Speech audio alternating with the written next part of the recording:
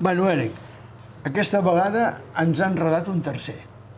La veritat és que crec que va ser en Xavier Vidal que en una conversa fora de càmera em va dir he trobat un llibre fantàstic, no sé què, i ara me n'ha fet un altre, en tinc un altre preparat ja, perquè ahir l'ha dit, em va dir... Li haurem de fer cas, potser. Bueno, i em va dir, aquest llibre és Los fabuladores, José Ignacio Carnero, em va dir, fuà! I és veritat que és aquest tipus de llibres que ens encaixa molt bé, perquè està en aquest punt mig entre la narrativa, la història, la biografia. És novel·la. I la fabulació. I la fabulació.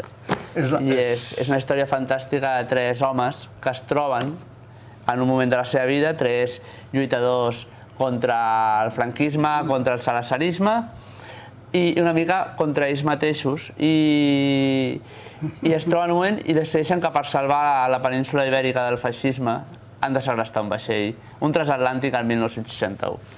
I això és veritat. És un cas real. És un cas real. Ho poses en una novel·la i no t'ho exciten. No.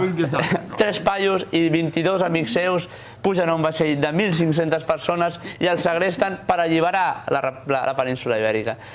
I a partir d'aquí coneixes 3 personatges fantàstics de novel·la, 3. Hi ha un que el compara amb el Conde de Montecristo, però és que entre tots 3 donen per fer moltes. I l'autor, quan descobreix aquesta història, què fa? Investigar-la com un boig. I dedicar la vida. I dedicar moltes hores. I molts viatges, i molts diners, que no sé com els han tret, però... Bueno, però quan un t'agafa un patatús d'aquests no pots deixar de fer-ho. I llavors, esclar, què passa? Que del que va passar l'any 61 no es té tota la informació. En realitat es té el relat que van deixar els que van participar, però són relats. Autoficcions que deixa la gent per la vida.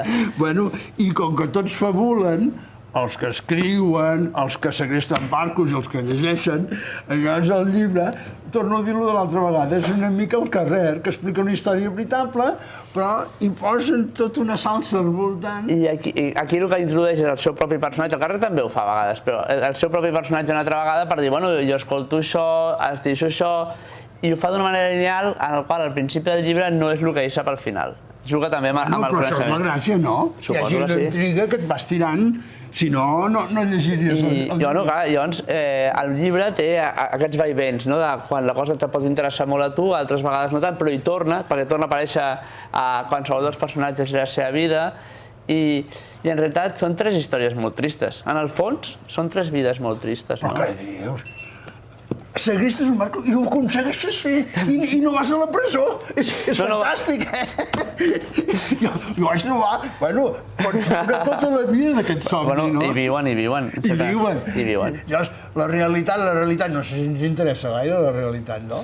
Bueno, nosaltres som llibreters, la nostra realitat són 4 parets ben sortides de llibres. Per tant, aquí teniu Penguin Random House, José Ignacio Carnero, Los fabuladores... Un senyor del qual no sabem res, un advocat embogit que s'ha dedicat a això i ha escrit altres llibres, però aquest ha sigut un descobriment. Moltes gràcies, José Ignacio.